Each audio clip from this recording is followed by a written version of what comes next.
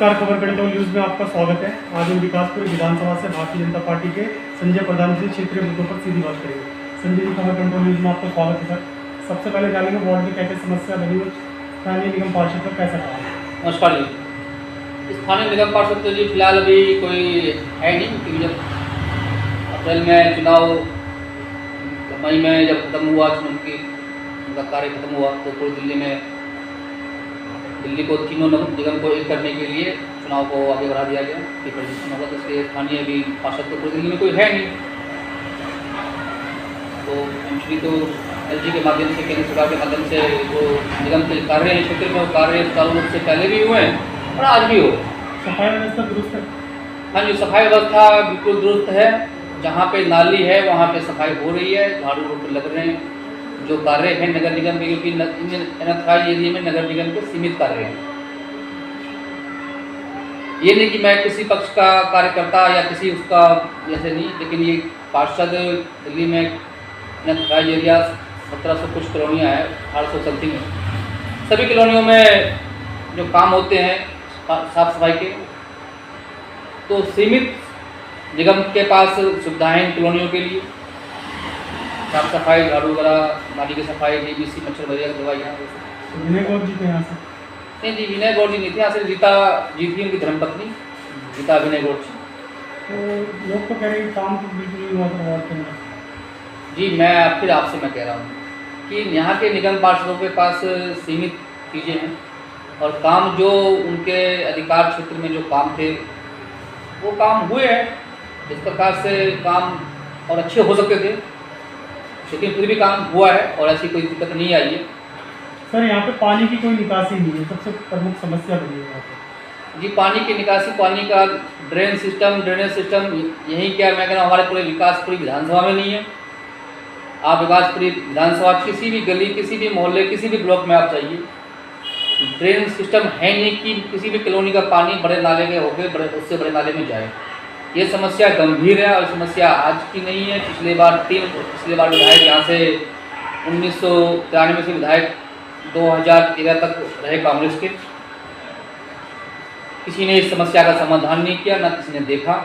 आज भी और उस 2013 के बाद दिल्ली में नई सरकार बनी और उसके बाद भी यहाँ आम आदमी पार्टी के विधायक है।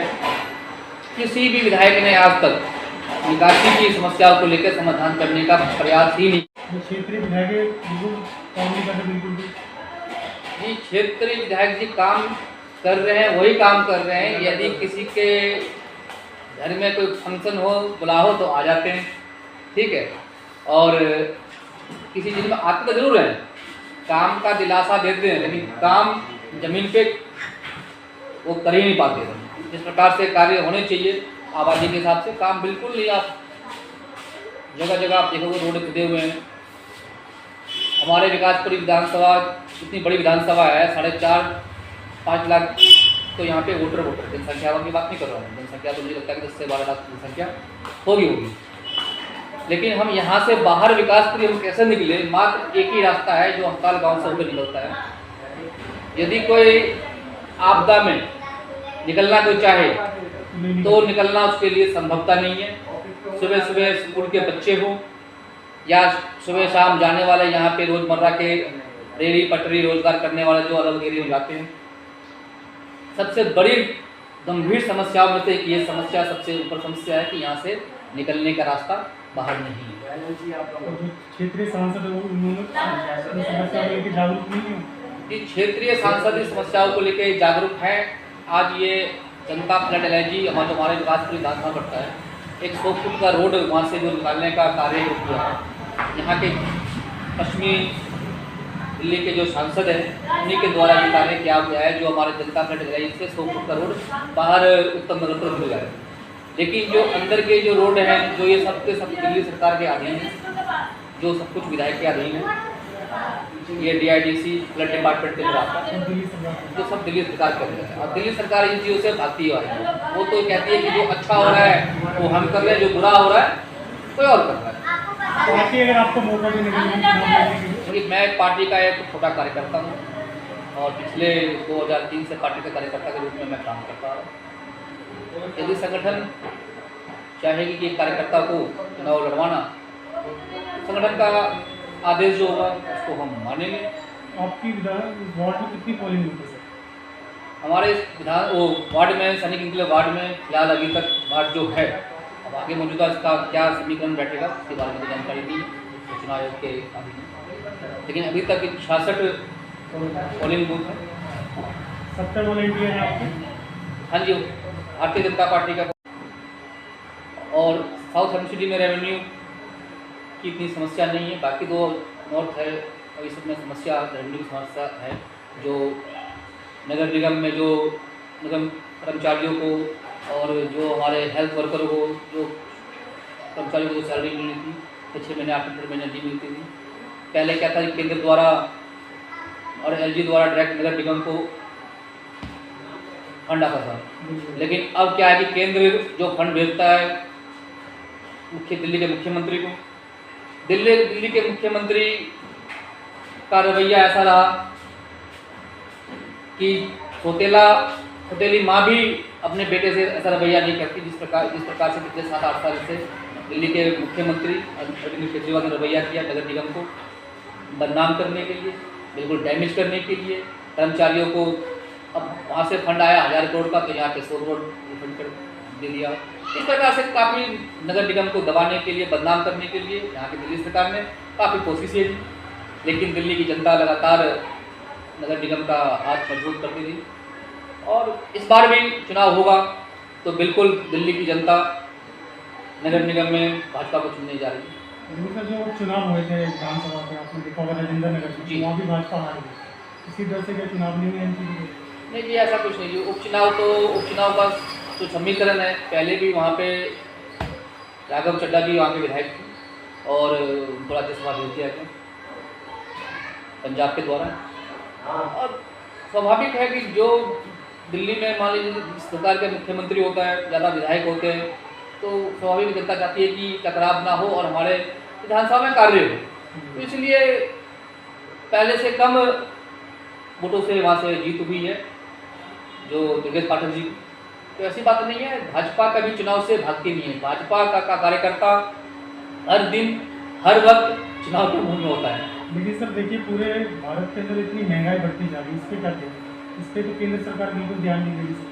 जी, महंगाई आपका ये मुद्दा बिल्कुल ठीक है, महंगाई बढ़ रही है, लेकिन पिछले 2 साल के कार्य में आपने देखा होगा कि पूरे हिंदुस्तान में नहीं, पूरे विश्व के अंदर जिस प्रकार से कोरोना महामारी आई और कोरोना महामारी के चलते समस्याएं बहुत पैदा हुई।